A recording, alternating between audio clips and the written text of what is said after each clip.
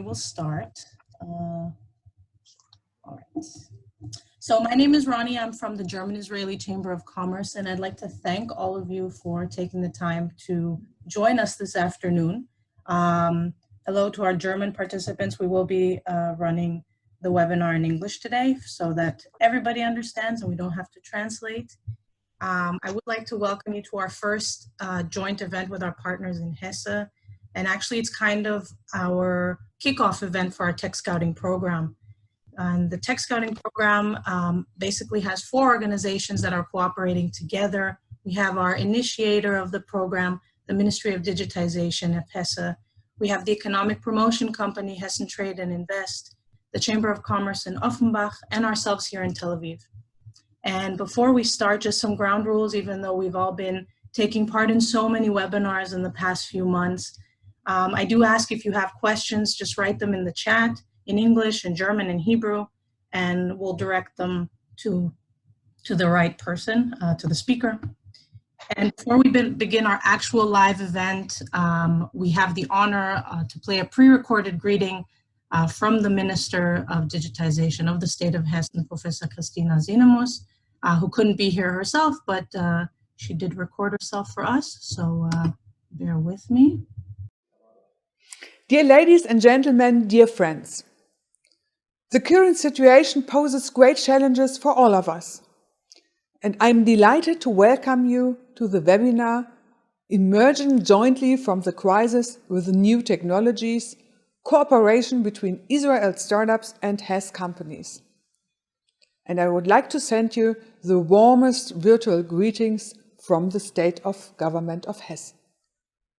Israel and Hess have joined fruitful economic relations in a wide area of industries for many, many years.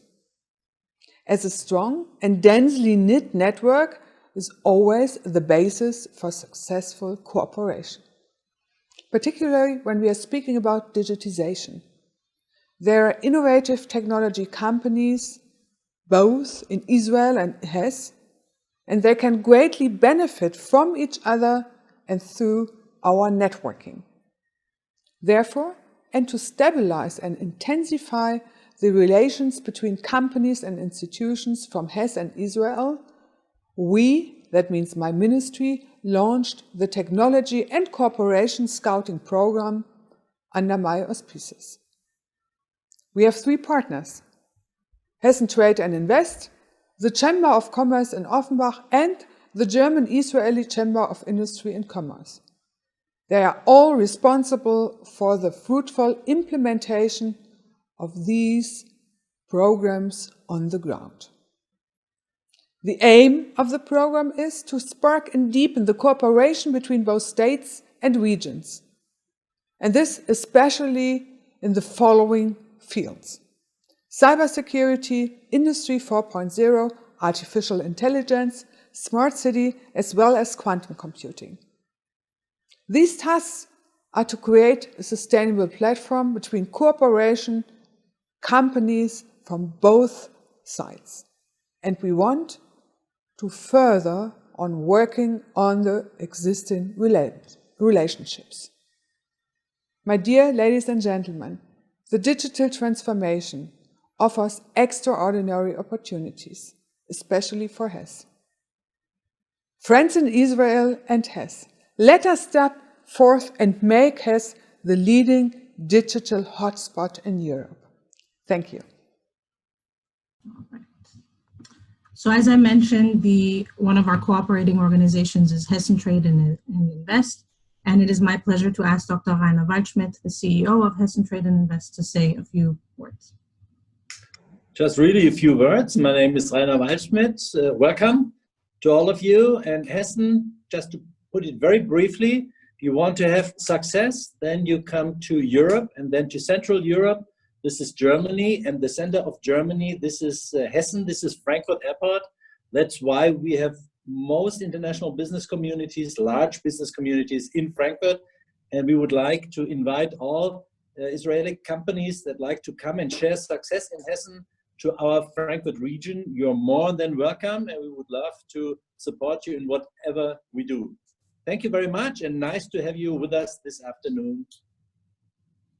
Thank you, Dr. Waldschmidt. And next, I'd like to introduce to you my colleague, Mr. Christian Flori, who's the Director of Digitalization at Hessen Trade and Invest. And he will talk to you about our tech scouting program and its importance to the relations between Israel and the state of Hessen.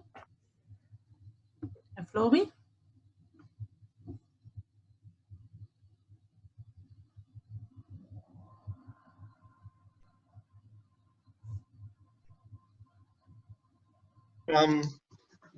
Thank you very much for the invitation and the introduction.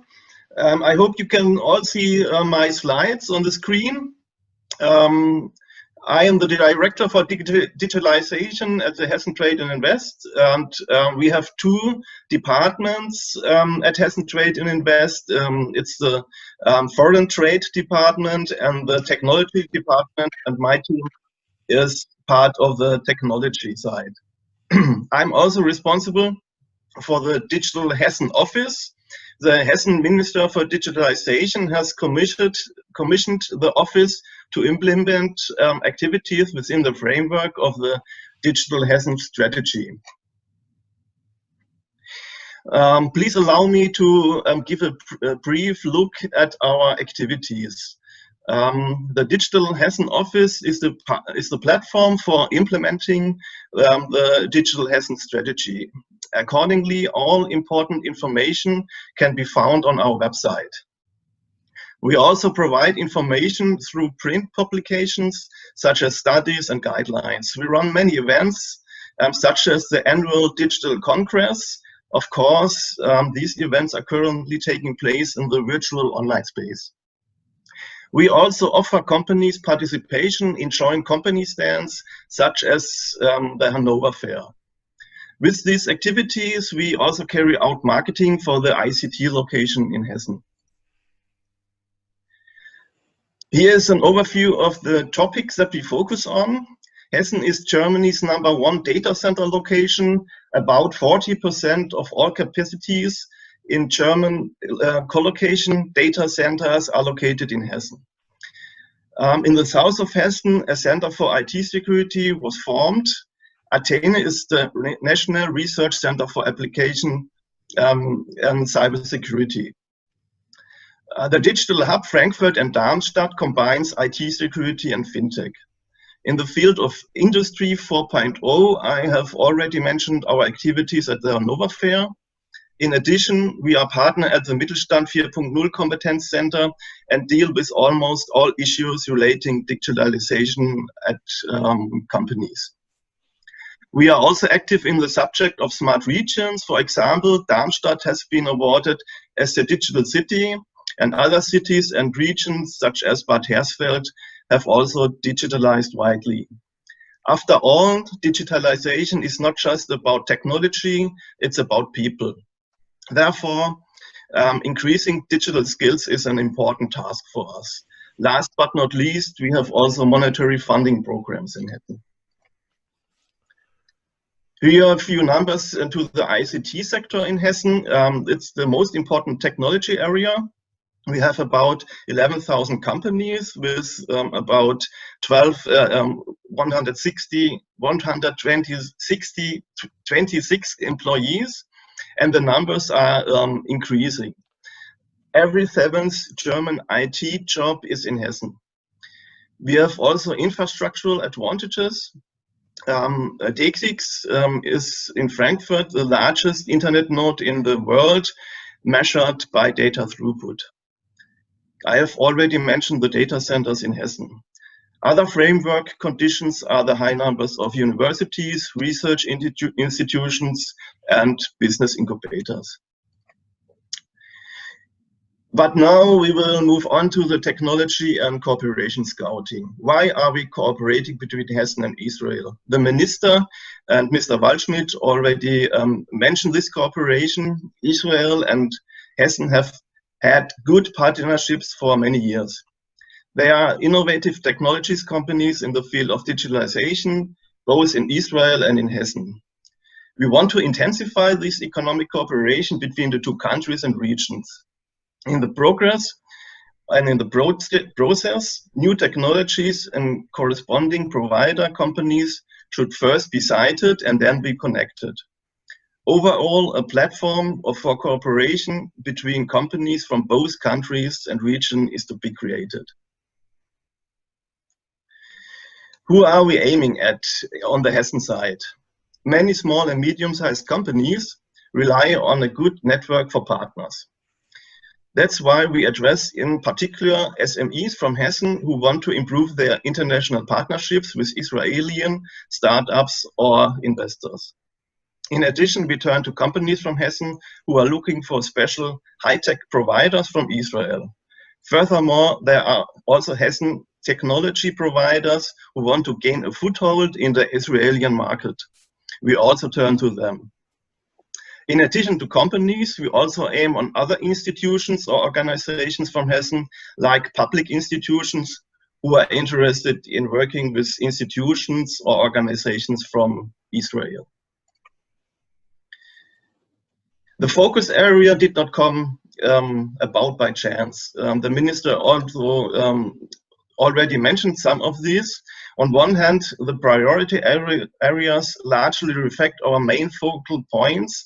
I just mentioned them. On the other hand, these are the technology areas in which Israel is very strong. In some areas, such as cybersecurity, Israel is very well known for its expertise. Many companies and products come from Israel. I do not want to reveal too much of the following speakers, and I'm curious what they will present us. How exactly does the scouting work? The first step is to contact us, approach us by the form on our website or our flyer, or just call us. A conversation about exact content helps us and you. Several inquiries from one prospect can be started. After the second request from the same company, requests from other prospects who have not yet been given priority will be given preference. That also depends on our workload. The technology on cooperation scouting is then carried out by the Chamber of Commerce in Israel. Once suitable companies have been found in Israel, the contact will be sent. If information from the scouting has been provided and the contact has been made, the service within the project is completed. This is again an overview of the project partners, the Hessen Ministry for the Digital Strategy and Development, the German Israeli Chamber of Commerce and the Chamber of Commerce in Offenbach. And I would like to give a very I would like to thank Mrs. Kamp and Mrs. Suthold very much for the good cooperation by now. And to all our visitors today, I would like to invite you all to join the program, and thank you for your attention. Thank you, Flori. So next, I would like to introduce you to my colleague from the Chamber of Commerce in Offenbach, Hannah Suthold. She's basically my counterpart there. And as you said, I'd also like to thank her and just say that without her, it wouldn't be possible to have such a great program. So Hannah, the stage is yours, my dear. Thank you so much, Ronnie, for the nice introduction, and it's a pleasure for me to work with you. So I'm just sharing my screen. I hope you can. Can you see my presentation? Yes. Yeah. Perfect. So thanks again, Ronnie. Ladies and gentlemen, it's my pleasure today to present you some facts about the similarities and differences between Hessen and Israel. After that, I will briefly talk about Hessen and its economic power and the startup ecosystem here. Let's start with the distance. Hessen and Israel are just 4 hours apart by plane. And the best thing is there are more than 30 direct flights per week between Frankfurt and Tel Aviv. So we're so close together, we can meet every time. In terms of land area, Israel and Hessen are almost the same size. But Israel has more inhabitants than we do, and on average a younger population. but life expectancy is almost the same. Our both metropolitan areas, for us it's Frankfurt, in Israel it's Tel Aviv, Jaffa. Our metropolitan area have more inhabitants, even though Israel is more densely populated, which is a big but. Tel Aviv lies directly by the sea, and I really tried hard to find something in comparison, but in my opinion, you can't. There is nothing we can offer. So for all the Israelis here, if you haven't already, you should come and visit Hessen and find something what we can offer, and please tell me for my next presentation. So as you could see, Hessen and Israel are almost the same, with just a few differences. Let's start with some Hessen economic terms. We are a pan-European hub, so we are exactly in the middle of Europe. As Mr. Fleury mentioned, the Frankfurt airport is one of the largest and busiest in Europe. We have the largest internet exchange point, and over 90% of the data volume in Germany is processed here. Frankfurt is also known about its trade fair location. Hessen is the third largest GDP among the federal states after Bavaria and Baden-Württemberg, and is not unlike Bavaria and Baden-Württemberg, dominated by large automotive industries. This does not mean that we don't have an automotive industry at all, but if you look at the largest companies by the number of employees, it shows that the service-oriented companies predominate. Also, in the share of the regional GDP compared to the national GDP, the service-oriented companies are above the national, but this doesn't mean Hesse lacks on strong productive sector.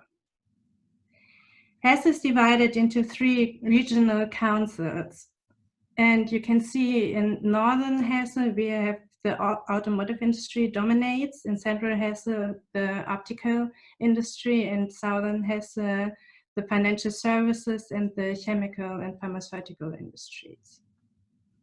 Our economy is primarily characterized by medium-sized companies in which 80% of all the employees work.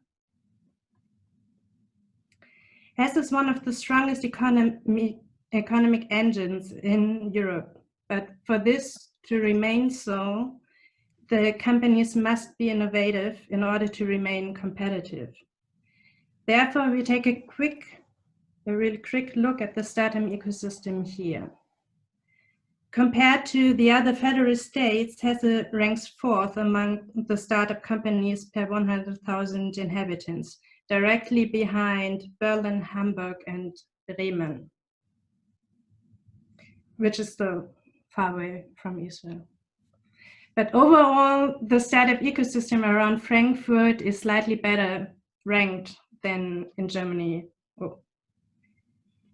But the founding intensity is quite low, which can be due to the fact that we have good labor market conditions, that we may not have a great risky mentality to found something, and the founding conditions in Germany are associated with high level of bureaucracy. Which brings me to the end of my presentation, and I'm now looking forward to hear about the Israeli startup ecosystem from my colleagues. Thank you. And that brings us straight to you, Grisha. Okay. That is your cue. Thank you, first of all, very much for my predecessors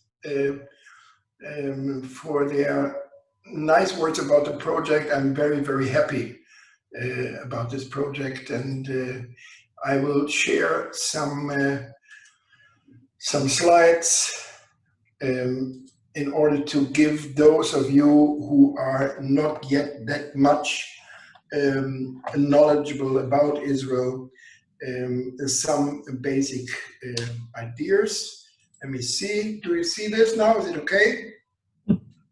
Wonderful. Okay. So let's have this, I try to do it as briefly as possible. You know, people from small countries tend to speak longer, and I try not to do that mistake. So we are talking about a small country, you heard that already. We have a map on the right side of the screen where you can see Cyprus up there in the Mediterranean. We are 160 sea miles from Cyprus. This is to say we are nearly a part of the European Union. We are not in Europe, but we are definitely off Europe. We have a population of 9.1 million. Our GDP is, as you see, nearly 400 billion US dollars in 2019. Everything I'm going to say is, of course, pre-corona, as we all are under the same impressions right now. The GDP per capita, you can see here, there is still a long way for us to reach the capacities of Hessen, for example, but we are very nicely positioned within the OECD and within the European EU member countries concerning GDP per capita. Growth rate in 2019 was quite nice. Exports and imports, when we consider also services, business services, so we have a very nice foreign trade balance, inflation that tends towards nothing, unemployment rate in 2019 3.8%. That's actually full employment. At the present, in this corona times, we are touching the 22% again. Nearly 2 months ago, we had 26% of unemployment rate. This has something to do with how statistics are being managed here, but it is a very, very severe situation. Considering population growth, Israel is a young society with a high population growth of 1.8% per year. Average salary is something like 2,500 euro brutto. Number of households quite low because we have lots of children in Israel, and the age structure, as Hannah already mentioned, quite a young society.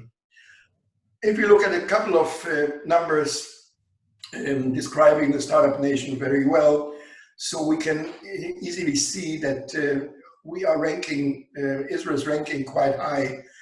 Number one when it comes to venture capital per capita, more than twice as much as in the US. Number two in the numbers of startups per capita after Silicon Valley. Number three in the global innovation ranking, at least in some of its measurements. Number two in NASDAQ listing of foreign companies outside North America. The number of startups right now is something like 8,300, 380 multinationals working out of Israel, looking for new technologies and disruptive business models.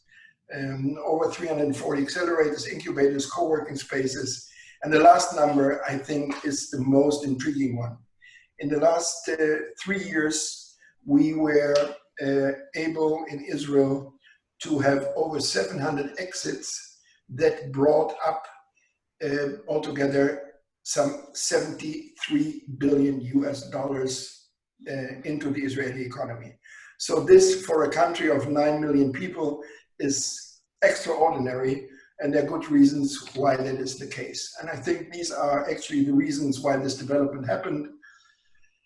First of all, military needs. We don't have to go into politics and not into geopolitics, but the fact is that Israel is a small country without any strategic depth, and military needs and the fear of military boycott that we always were subject of were the first reason for a speedy development of own technologies, especially in the high-tech era. The second reason is the fact that we are actually quite a barren land with high water and therefore food scarcity and mass immigration. And in order to feed that growing population, Israel needed new approaches in agriculture, in water management, in irrigation, in desalination, in management, and so on. And so if you take those reasons together, this makes up the special sauce why high tech developed so well and so fast in Israel.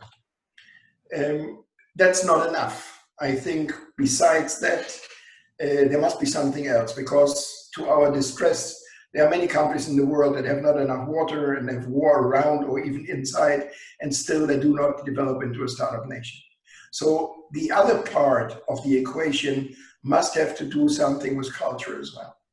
And I think these four pictures here, they symbolize, to my understanding, the cultural parts of that special sauce. So the first one up left, Mission Impossible, is something that Israelis do not relate to. There's nothing impossible. This is what they would say. This is what an Israeli soldier, an officer would say, but also an Israeli researcher or an Israeli entrepreneur, a startupist, or whoever.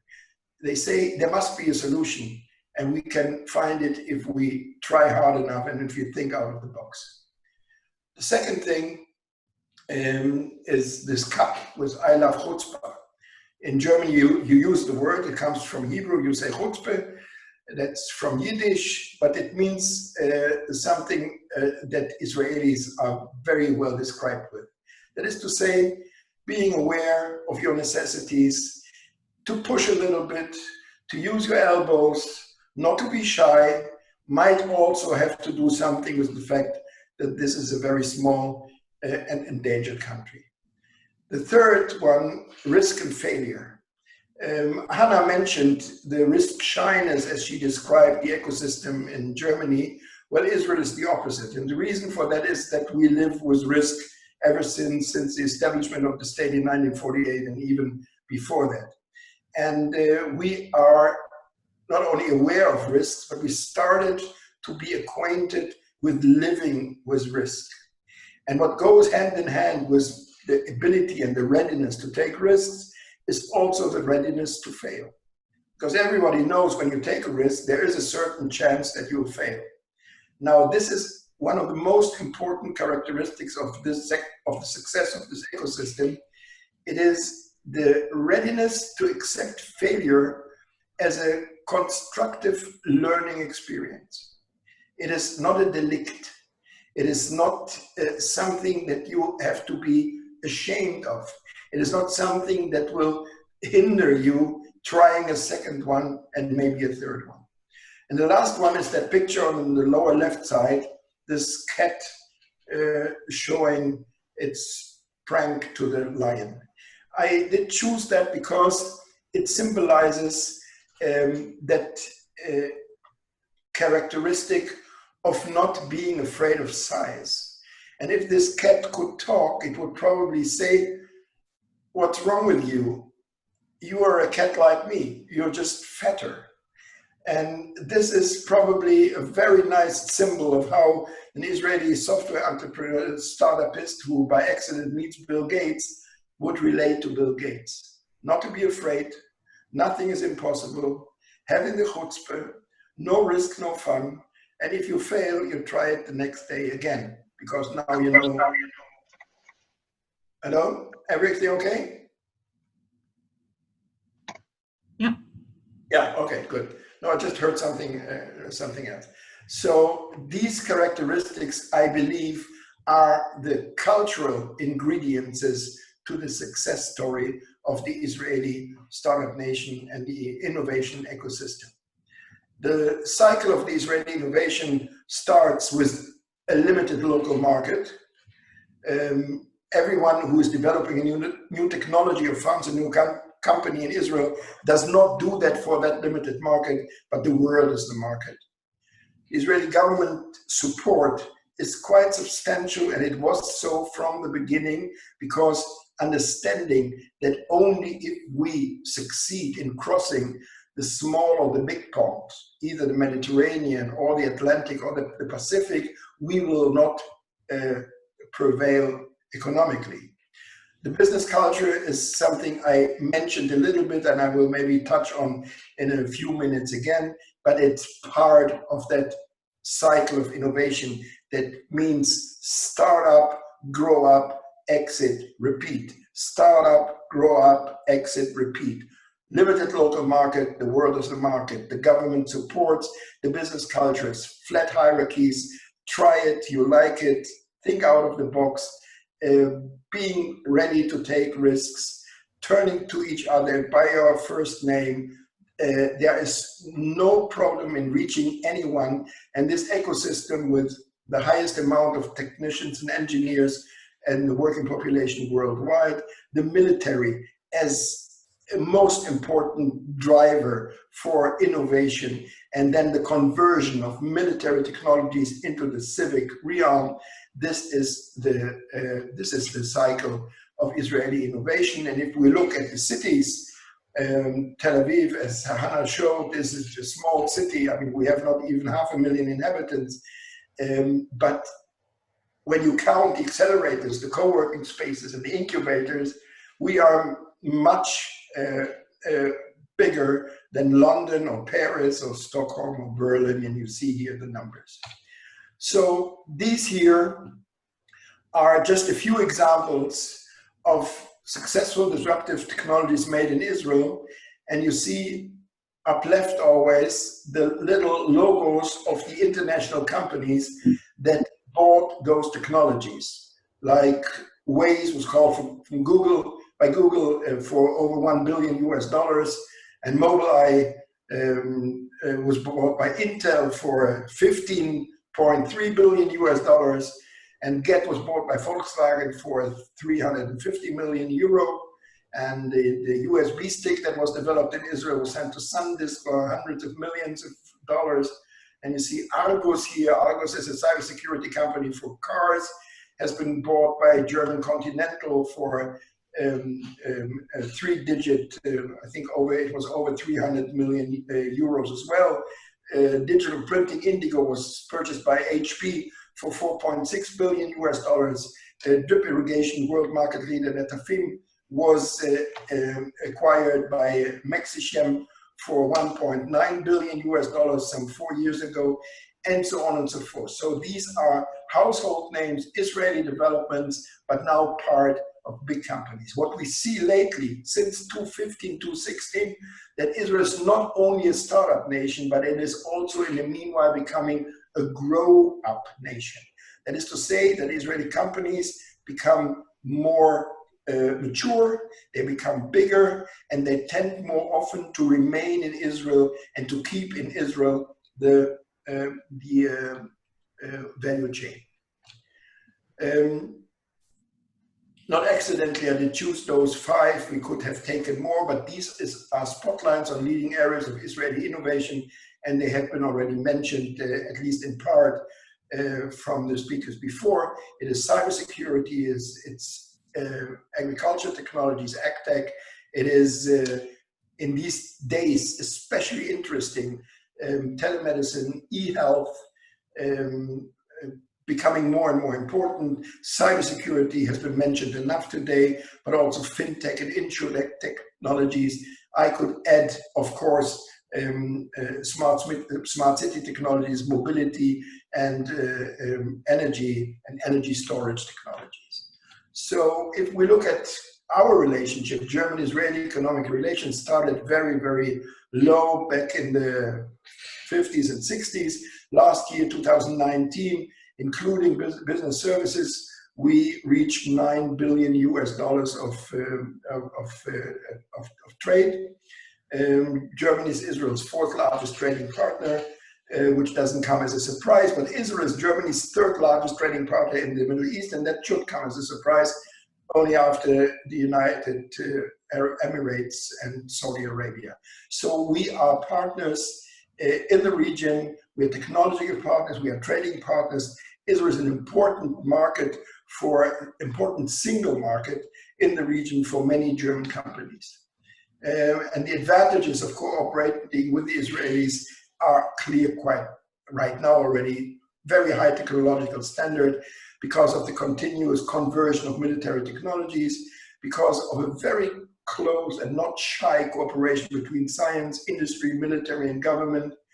And because we are living actually politically on an island, so Israelis had to learn quite fast to know international market conditions, international business culture.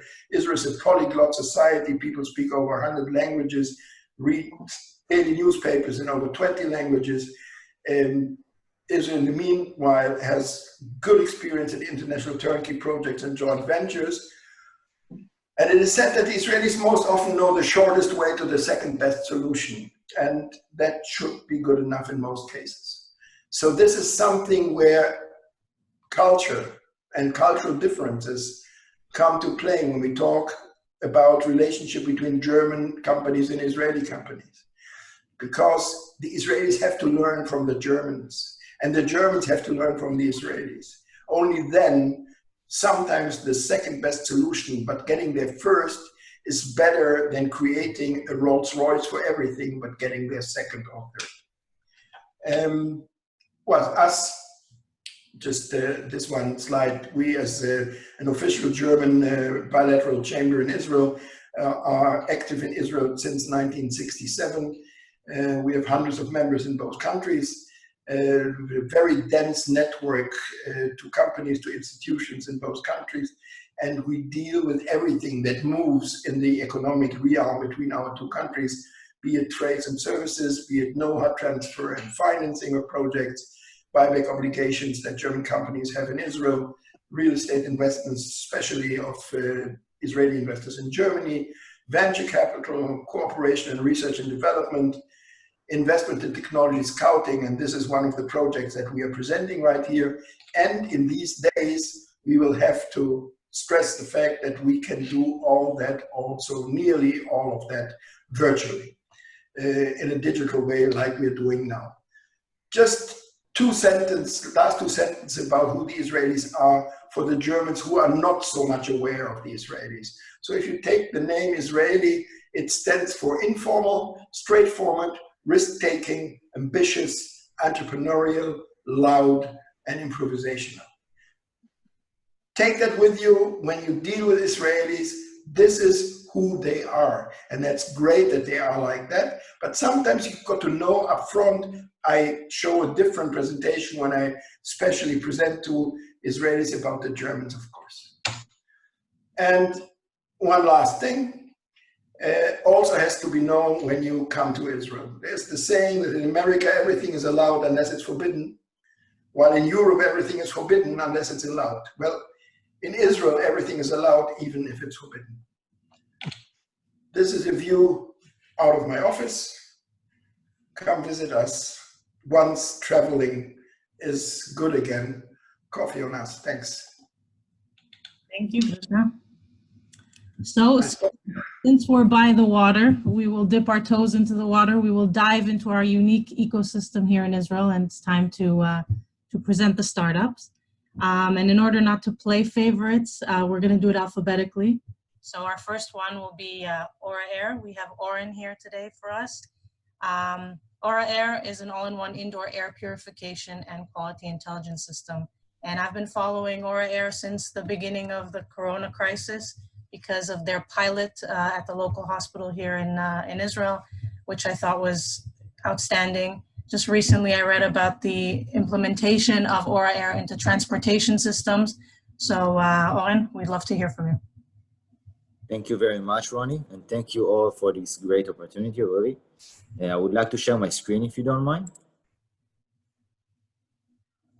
Can you see the screen that I'm sharing? Yep, I can. Okay, great. So basically, my name is Oren Eliasov. I'm the Business Development Director of Aura Air.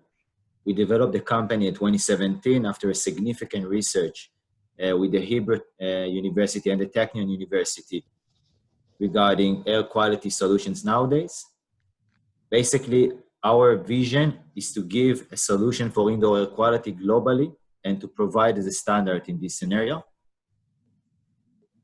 As you can see over here, indoor air pollution is global public emergency. I think that it's something that most of our aware for it. Now there's even more regarding the corona pandemic that attacked us.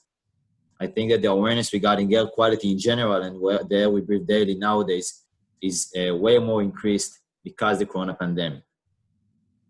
As you can see over here, So we have several aspects of indoor air quality. 3.8 million people every year dies from poor indoor air pollution. In addition to that, it affects our cognitive abilities, decision making, and even our mood, whether we're happy or sad. So as you can see over here, basically we built a data-driven air quality platform based on user behavior algorithm. The product, as you can see over here, and also behind me, is you obtain it by 4 different steps. The first step is detection. We're detecting indoor and outdoor air. You can see over here the parameters. The device believes that before we actually operate, it will need to understand what is the origin of the problem. The second phase is a unique algorithm that we are using. By that, we have the user behavior algorithm. Basically, we modify the exact person that we are working with. So in the B2C channel, we personalize the user, whether he has asthmas, allergies, problems, this or other problems. And in the B2B channel, we basically personalize the space that the product is at. The third phase, and I think it will be the most relevant phase, is the filtration method. So you can see here, it splits to 4 unique stages. The pre-filter, which I assume that most of you know what it is. You have it also in air conditioner. The ray filter, which is basically our own patent, consists 3 different layers. HEPA, that effective to up 0.3 microns particles. Carbon layer, that absorbs VOCs, cooking gases, furniture gases, and bad smells. And the smart copper fabric, which also provide neutralizing those bacteria and viruses that got stuck on your filter while the air purifier allegedly tried to disinfect the air. In addition to that, we have the UVC LED, which also helping in the neutralizing those bacteria and viruses. Now, this is what's going on inside the product itself. Now I'd like to elaborate more about the sterilizer, which is the active part of the filtration. Basically, the sterilizer is a bipolar ionization that's spreading to the air plus and minus ions. By that, it's disinfecting bacteria, viruses, fungus, and molds, as you can see over here.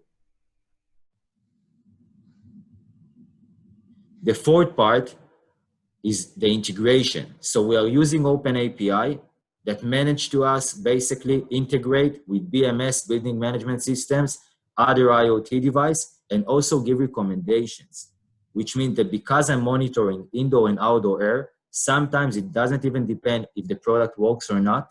Sometimes because I monitor air outdoor outside, I will just give you a recommendation to open a window and get fresh air from outside, for example.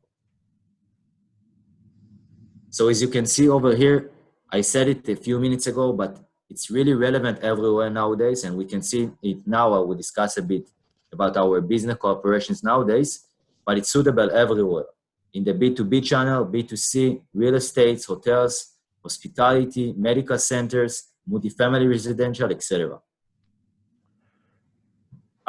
Before 2 months ago, we had an assumption that we may actually disinfect the COVID-19 from the air. We started an experiment with Chiba Medical Center, which is one of the top 10 hospitals in the world. I can tell you it's very new, basically. I'm not sure if you're familiar with it, Ronnie, as well. But yesterday, we received positive results regarding disinfection of COVID-19. I'm sure it will be really beneficial for us. We are going to publish the white paper next week.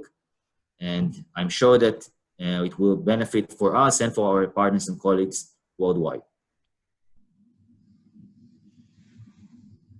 Also, we had a pilot in the hospitality field in the US. You can see here a pilot that we've done in Hilton Hotel. I'll be very happy to share with you the use cases afterwards. And we also signed an agreement with Sarel Tours, which is basically the biggest tourism company in Israel. We implemented 22 products in their buses. They're also advertising us and invest in the company as well. This is some technical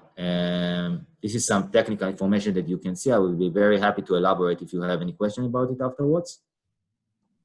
So currently we have more than 20K units POs worldwide. We are collaborating really worldwide. We received collaborations from countries that I didn't familiar with before I started here to work in the company. As I said in the beginning, I think it can be suitable everywhere, and I'll be very happy to answer any question you have afterwards. You have here my details over here. Also, I will write in the chat our website, and as well I will write my LinkedIn and my email if you'd like to receive some more information. Thank you very much. Thank you, Oren. So before you put your microphone on mute, who do you see as your competition? So basically, there are three primary markets that we see as competitors. Basically, air purifiers, air quality monitoring, and smoke and carbon monoxide detectors. Although that their names, basically, the companies are Molecule, Dyson, Sharp, Blur, and so on. Although nowadays you don't have any product that provide real-time monitoring 24/7 to the indoor and outdoor air quality and acting accordingly. Okay. And what about branching out into the world? Have you branched out into international markets besides what you said about the Hilton chain? Definitely. So we started, we have exclusive distributors and paying customers. We signed exclusive partnership in Spain, Russia, Canada. We are currently discussing about Brazil as well, Japan, India, Latin and South America.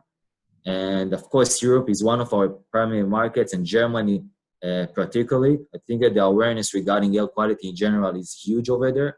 So we're aiming over there very much. All right. And then one last question, since you're aiming to Germany, what kind of cooperation are you imagining when you look to Germany? So I think that basically we started as a B2C company, and we try to fit our product to the user exact needs and problems. After we published ourselves as a B2C company, we received a lot of collaboration offers from the B2B channel. Therefore, I think that we're aiming to B2B clients in all the segments that you can imagine: transportation, real estate, multifamily residential, building management system, hospitality, etc. Okay. Well, thank you very much, Owen. Thank you for being here with us. Thank you very much for the opportunity. Really. Thank you all. And so, yeah, his contact details are in the chat. And if you have any more questions, of course, you can ask me, or you're welcome to contact Hannah as well at the Chamber of Commerce. And next we have Noam Milan, who's the Vice President of Business Development for Electrion. Noam, are you with us? No. Yes, hi. Hi, Noam. Hi, everyone. So I will share my screen.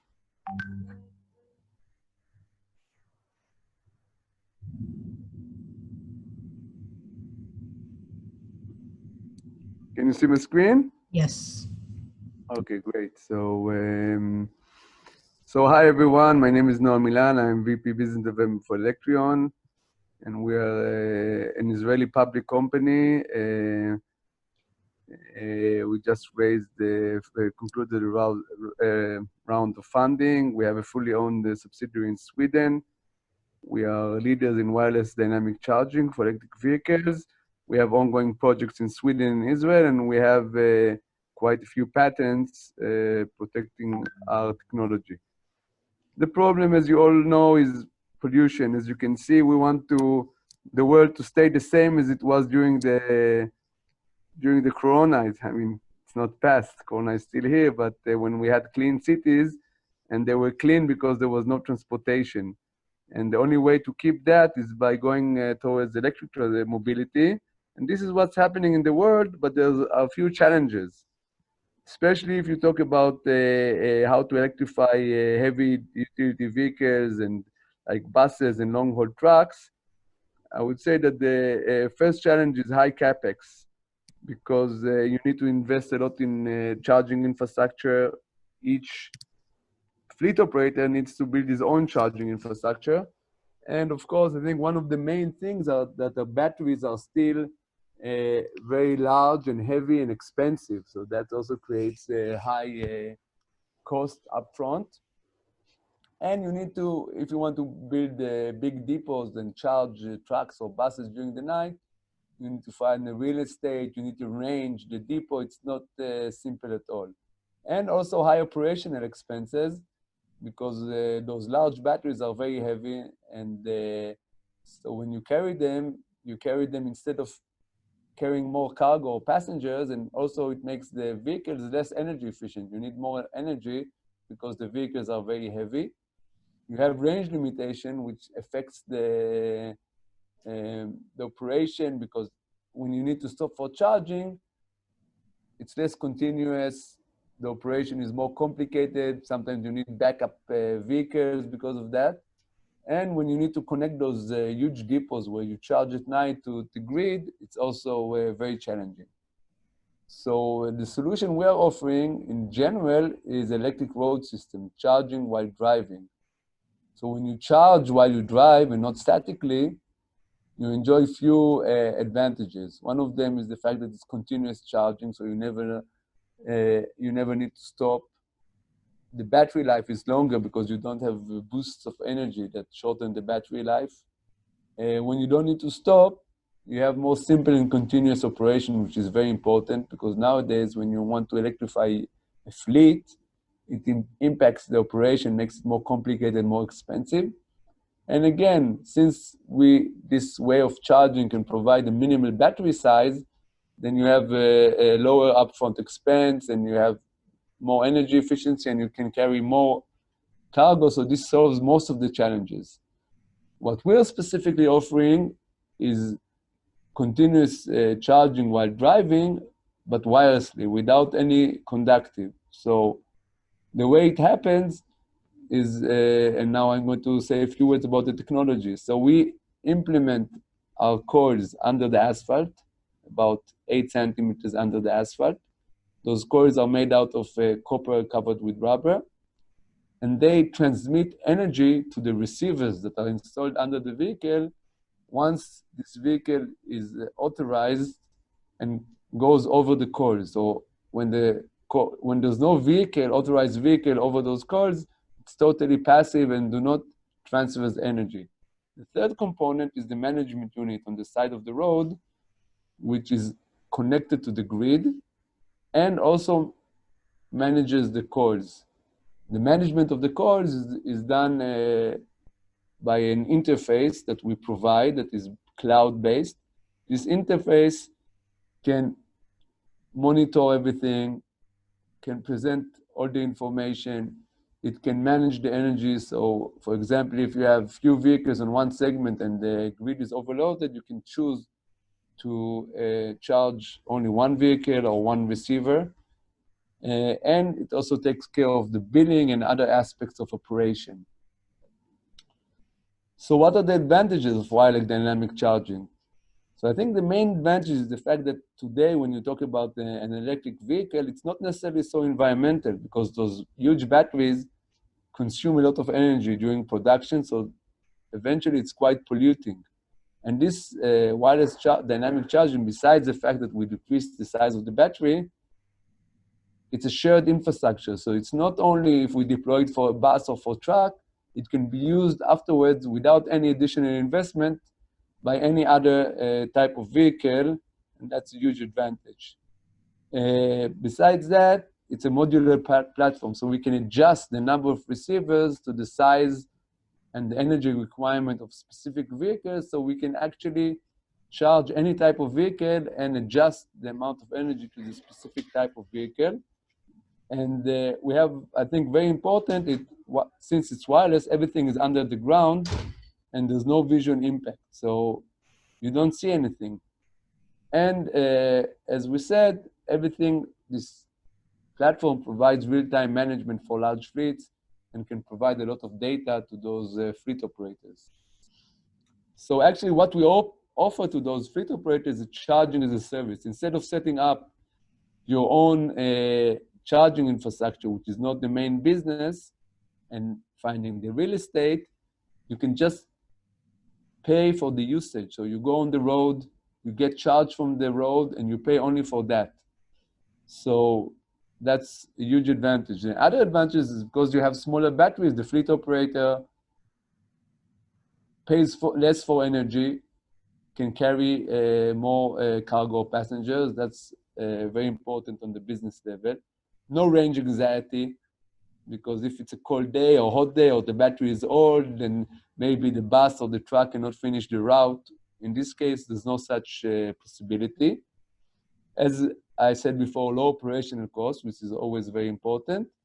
And I think, again, the huge savings on the batteries can totally change the picture, because now when a fleet operator, for example, needs to buy 1,000 buses, double the amount of batteries and the cost of the batteries, that's huge expense, and that's a barrier for electrifying fleets. Also for government and municipalities, it's a new income source because they can charge, they can be part of the consortium that charges for the service. And no visual impact is very important for cities. Our use cases are either cities where the base users are buses, and then we can add additional users, or highways and ports where the base users are long-haul trucks, and also there we can add the other users, commercial users. In the long term, also if you have an EV, instead of carrying a huge battery for the daily usage, you can have a small battery, and when you go out of the city, you can get charged from the road. So that can also decrease the weight and the price of EV for private owners.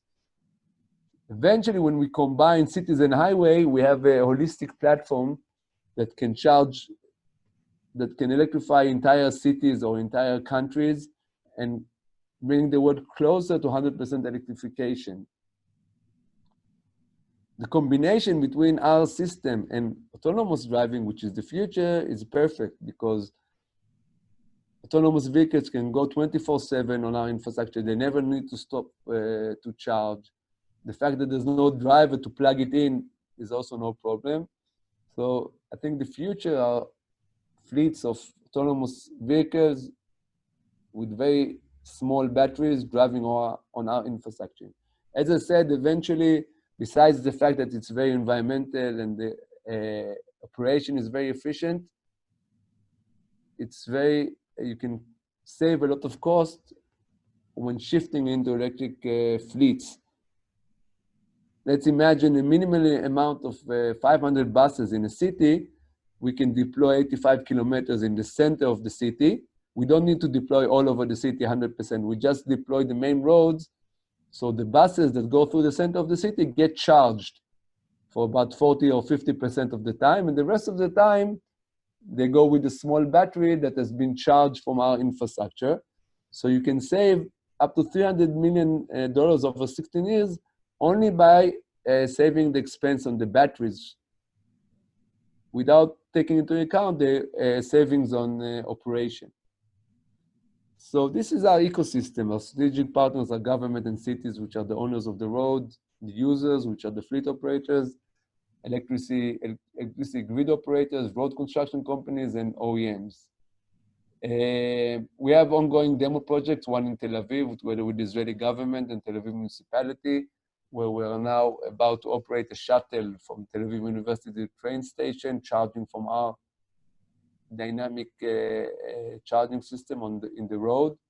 We have a project in Sweden, which is more the intercity application, in which we're going to charge a bus, but also we are already charged a long-haul truck. And this is also financed and done with collaboration with the Swedish government, which is a great believer in the concept of electric roads. The technology is already working. We've deployed it in Israel. We deployed it in Sweden. You can see some of the deployment pictures. And now we are, after those demo projects are going to be completed by the end of the year, and we're moving to the next stage of commercial projects in Israel, in Sweden, also actually in Germany. We have a collaboration with NBW, with some other partners, and we are working now on entering the German market. We have projects in Italy, and we're working also on entering the US market, specifically to California. So we are a technology development company. So we will sell out the equipment, we'll do the integration, but eventually what's interesting for us is to be part of BOT projects. So we don't think that in most cases the government or the city needs to pay for those projects. Those are projects that can have very good return on investment. So we can finance those projects and offer the charging as a service. So if you save, for the fleet operators, saves a lot of money up front from the batteries, can pay some of these savings over the years just as a service fee for charging. Yeah, so this is us. Thank you very much. And if you have any questions, you're welcome. All right. Thank you very much, Noam. You actually answered all of my questions, so. Yeah. Okay, so thank you very much. Noam. Yes. Just a quick question to better understand. When you electrify a road, let's say a road that has 2 lanes, do you have to electrify each lane separately, or how far does the receiver in the car or in the vehicle can be away from actually your infrastructure and still receive the energy? Yeah, so we have to electrify each lane separately. In the beginning, we're going to only electrify the slow lane because it's buses and trucks. So it's going to be the right lane. And the air gap is about 24 centimeters because we have 8 centimeters of under the asphalt, and then we have about 16 or 17 centimeters, which is the gap between the vehicle, between our receiver and the road. So this is the air gap, and it doesn't have to be accurate by the centimeter, but definitely that's right now the gap for commercial vehicles. When we go into private vehicles, the gap will probably be smaller, and we might need to adjust the receiver size, but that's only the next stage. I see. Thank you very much. Okay, you're welcome. Good luck, everyone. Thank you, Noam. So next we'll hear from Angelica, who's the Director of Global Business Development at TidalCare. And we've actually heard a little bit more about TidalCare in the last few months as well due to Corona, as they offer remote examination consultations with physicians. And since we're kind of trying to limit the exposure of our healthcare workers who are so important during these times, it's a very relevant technology. So Angelica, the stage is yours. Hi, Ronnie. I really appreciate your introduction. Good afternoon, everyone. I will share just my screen, just a second, so that you can see my presentation. I will try to be pretty fast because I understand that I'm probably the last startup that is supposed to present today. Well, there's one more. Take your time. You're okay. Okay, good. But even more, I'll try to be precise with my message. So TidalCare developed a telemedicine solution. And of course, as you mentioned, during COVID outbreak, telemedicine suddenly received a big push globally in terms of adoption, in terms of understanding of added value of telemedicine, in terms of need, real need, when you not just want to provide care because of, convenience of the patient, but there was real situation what patients were sort of not recommended to arrive to clinics and hospitals, were absolutely recommended avoid, any sort of interaction with healthcare facilities. So we all are doing telemedicine, but let's just, clarify what exactly we are doing in this space, because we have not developed telemedicine. Telemedicine is known and widely used probably around, 30 years, maybe since fax was invented. And most of the, 90s and in the beginning of this millennium, I would say, it was used mostly for the telephone calls, consultations between professionals, monitoring of chronic patients. So this is the space where telemedicine was used, and we have in many countries, that such sort of mechanisms are adopted and reimbursed, etc. Of course, with the mobile, era, everyone switched to smartphones. So today it's not only, telephone consultations, but it's mostly video consultation, because there are plenty of apps allowing to patients and physician, meet in some virtual meeting and do the consultation. But we are bringing to that space something else. TADO actually brought the ability not only to talk to physicians, but to do a real medical examination as if it happens in a face-to-face meeting.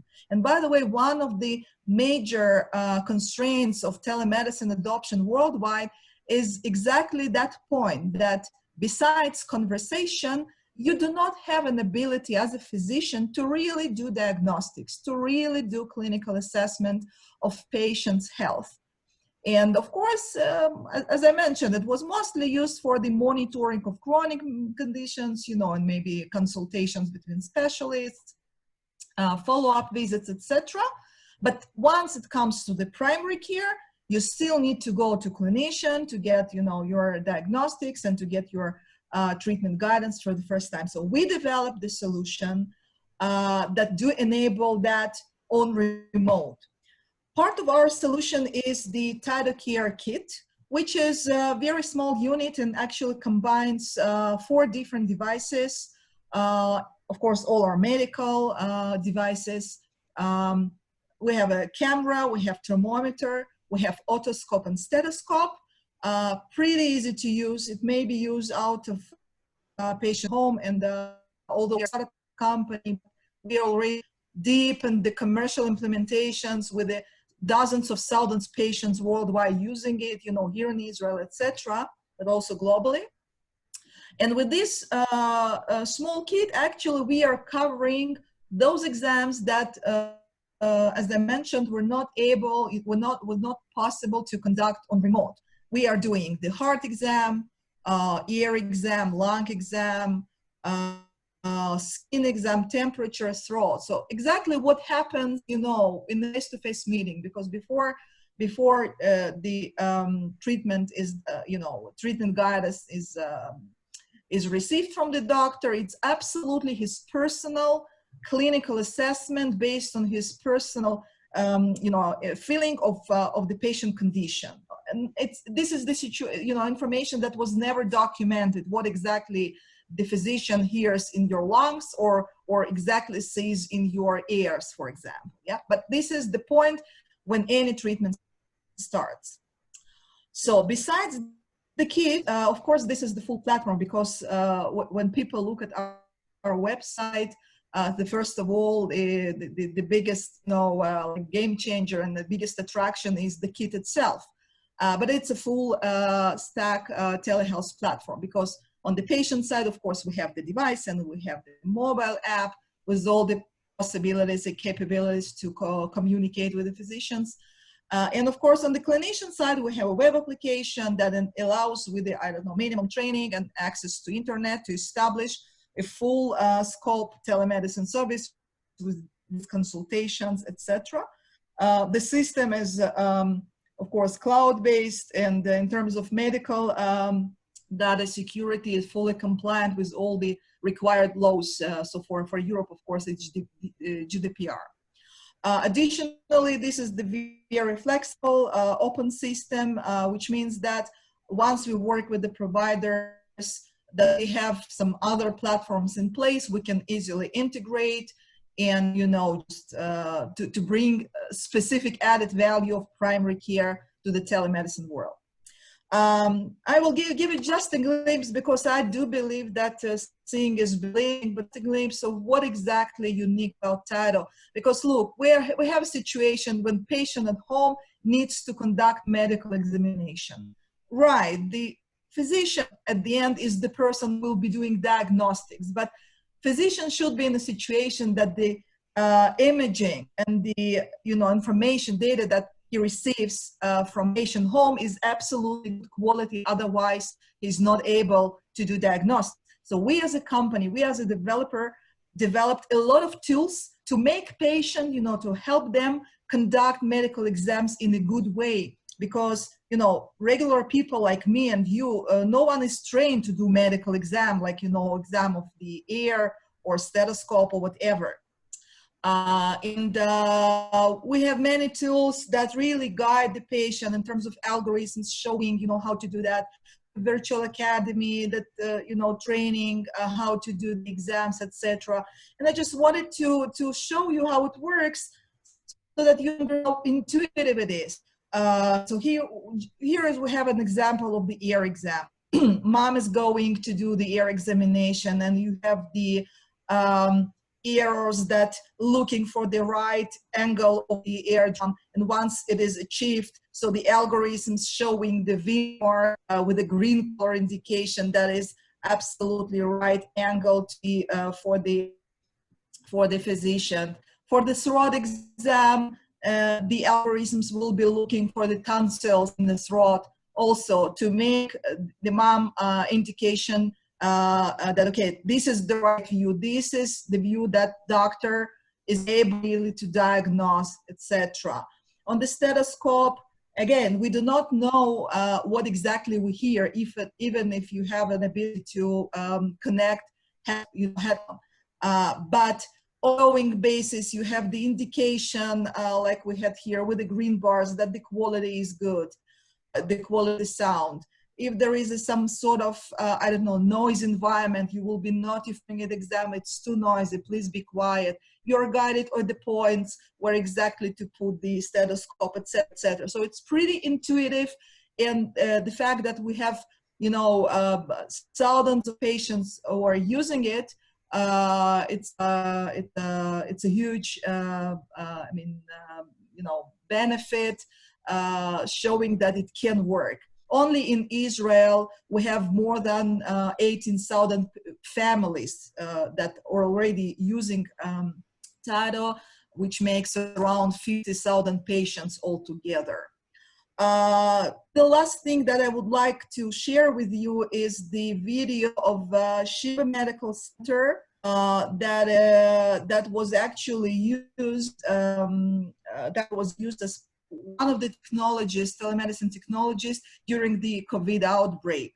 And this is the video which was not shot, you know, by our company, by the Sheba, who was using it for corona patients.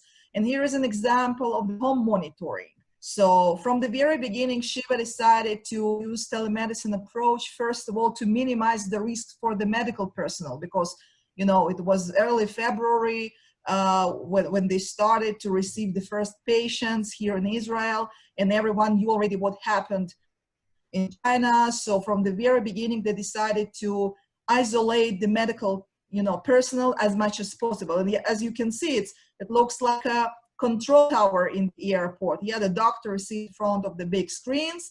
So the patient is provided with different tools, including TIDO, but some other monitors. And this is how, I mean, this concrete patient probably has, you know, very mild condition. So it's just isolation and just maybe to monitor under the quarantine that the situation is good. But in general, the same approach used also for inpatient, you know, those who stayed in the hospital. And just to show how it works. I think this is the best example.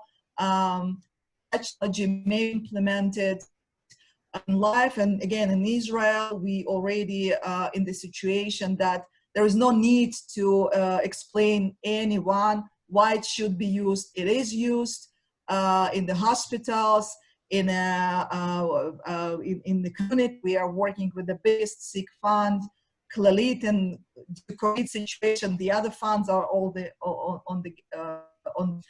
just to give you a glimpse of our technology, maybe to mention a couple of words about our presence. So we started even before Israel from the US market. US market is still our biggest market.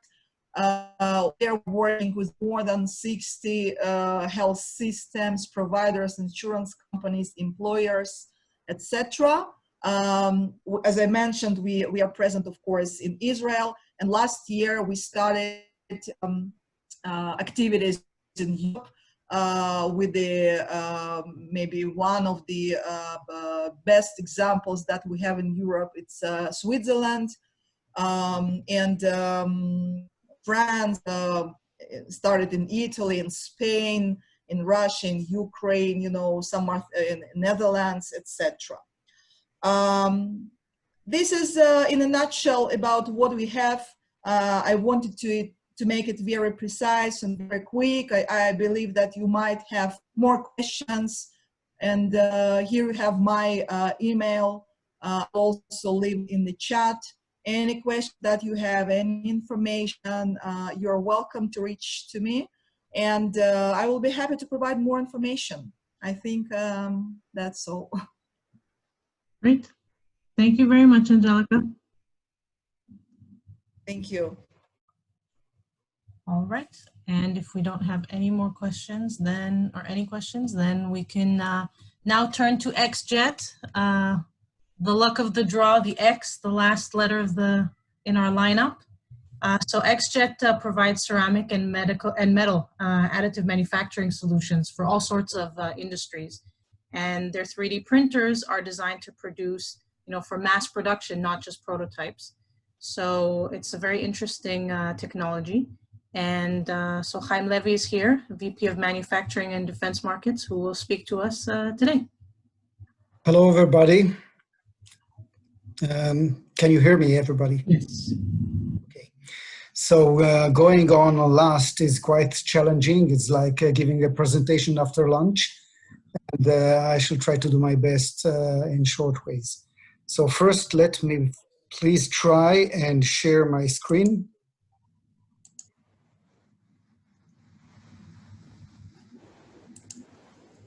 Is it clear? Is it there? Yes. Okay. So as Ronnie said, we are an innovative Israeli company that invented a new technology in the field of additive manufacturing, which is not very new field, but our technology is quite disrupting, as I'm going to explain in short time. The technology is called nanoparticle jetting, and we chose carefully every word here. So first, a few words about the company itself. Over $100 million were invested so far in the company. We're active for about 10 years, 5 of which are in the field of additive manufacturing. The first 5 years were in other field, in solar energy. But we turned the strategy into additive manufacturing. We used the same technology and we used the same materials almost. We have over 80 patents approved, and we are nearly 100 employees. We're located in a town called Rehovot, which is next to the Weizmann Institution, which is south of Tel Aviv.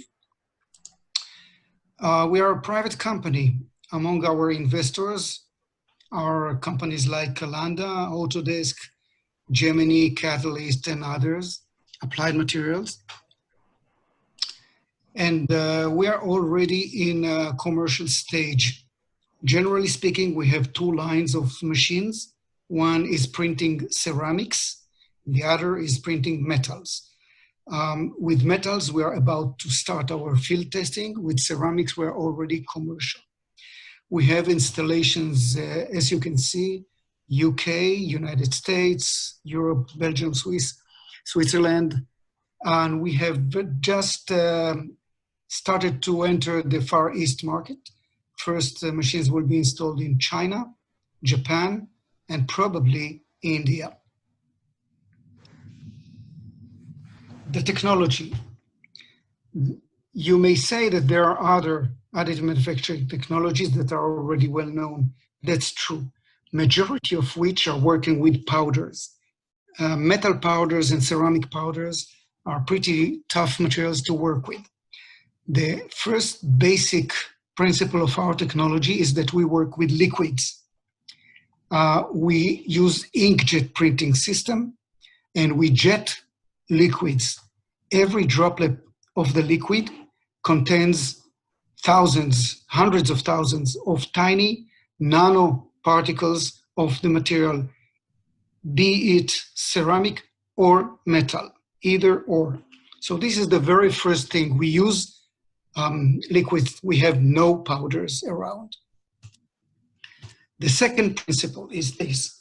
Once we shoot the droplet downwards onto the building platform, the liquid immediately evaporates because the platform is hot, 300 degrees centigrade, leaving behind on the tray the nanoparticles, and they adhere to each other because each and every one of them is coated with tiny layer of adhesive or binder. So on the plate, we have an area that is fully solid, made of either metal or ceramic, depending on what we're using. So another principle is that we use, at the same time, we shoot the support material. If you are familiar with additive manufacturing, you know that when you build a part, you need to build support on the process in order to support the higher levels that have nothing below them. And we call them overhangs or internal cavities, etc. So the same principle is used for the support material. And we shoot them together, and we cover every layer with either metal or ceramic or support.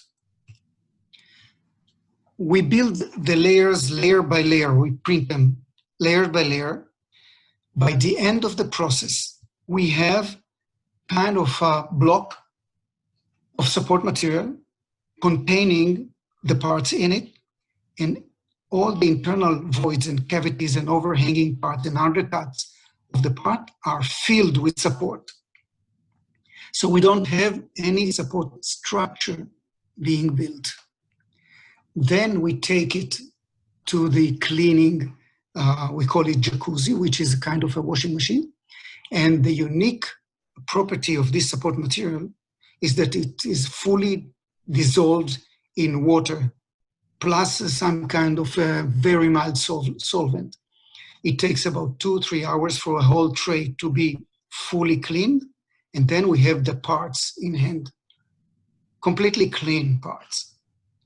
The last part of the whole process is the sintering oven.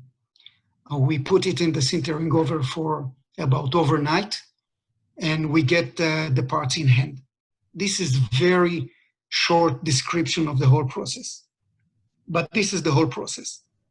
And I'm trying to give it in a nutshell. This is the machine. It's quite large. It's 3 meters long, 2 meters wide, and 1.8 meters tall. And it weighs about 3 tons. But that's it. There's no need for any other additional equipment around it, because there are no powders. There's no safety issues whatsoever.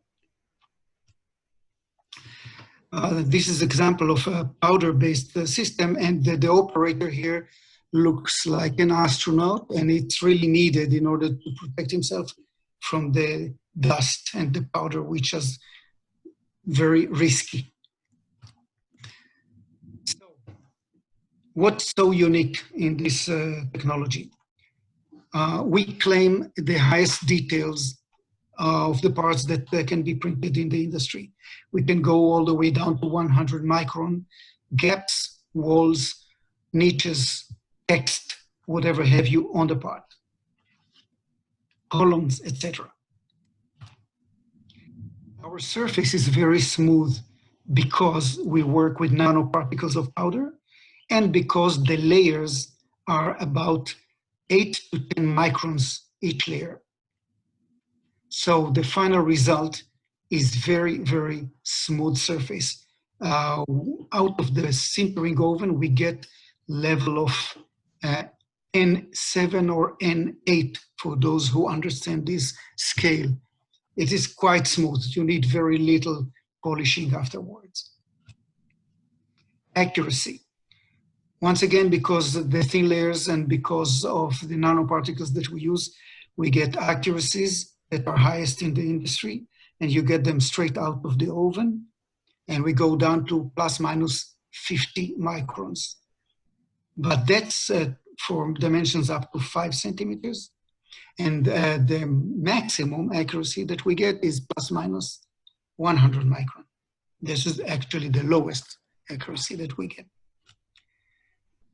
And because of the whole process, and for those that will be interested, I shall go deeply in details, we get almost 100% density of material, which is very important for the final properties of the part, physical properties, that is. One of the most important advantages is because of the use of support material, we are free to print any geometry whatsoever. You can design anything, we can print it. Due to production considerations, we are focusing on a little smaller parts, let's say up to 150 by 150 by 100 millimeters, but very complex, highly detailed, highly accurate, and extremely high surface finish, and in large numbers. That's what we call it, why we call it real manufacturing machine, and that's why the machine itself is designed to be highly productive and highly accurate. Real freedom of design means that if you want to print this kind of three-dimensional pipe, ordinarily you need all these supports, as you can see there under the pipe, and also you can not see very well inside the pipe itself. Then you need to take it off after printing, which means sometimes really, really tough job. And this is how the support material fills out everything, supports it underneath, and completely dissolves in the water. Materials that we use today: metals, stainless steel 316L, other stainless steels and tool steels, titanium-based, Inconel and more will come later on. In ceramics, we use today zirconia and alumina, and we have a pipeline for others like silicon carbide, etc., etc. Examples here, usually I show them physically, but you can see the metal ones in the middle. On the left, you can see the zirconia. On the right, you can see the alumina parts. We have many, many, many parts on a show when we go to trade shows, but this is just a small selection. Okay, so yeah, some more. Applications in healthcare, both in metal and in ceramics. I'm not going into details, we don't have the time. Automotive industry, all areas of the vehicle, from the driver's compartment all the way to the powertrain, to the body parts, etc.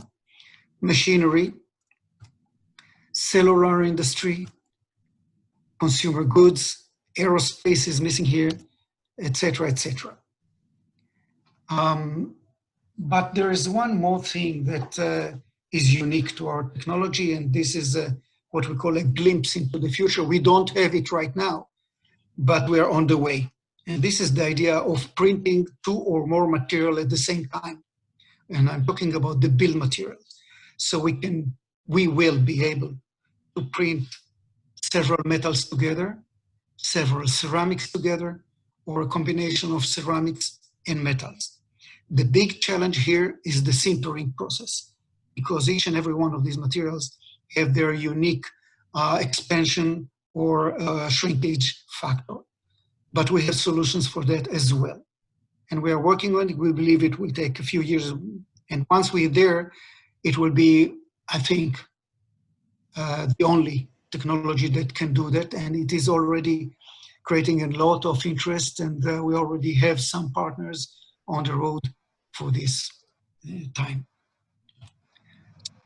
This is it, really one of my shortest presentations and most dense one.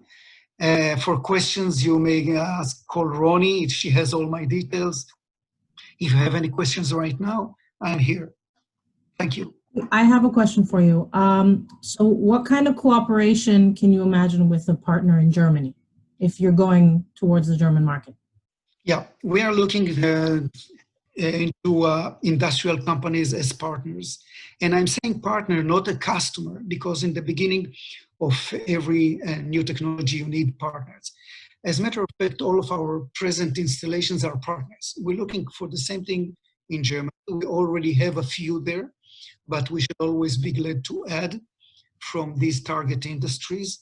And the partner will cooperate with us in the use of the machine, develop the process, and learn together how to improve everything. So this is what we're looking for in metals and also in ceramics. Okay, and there's a question here from, do you have customers in high precision industry? Well, we do have.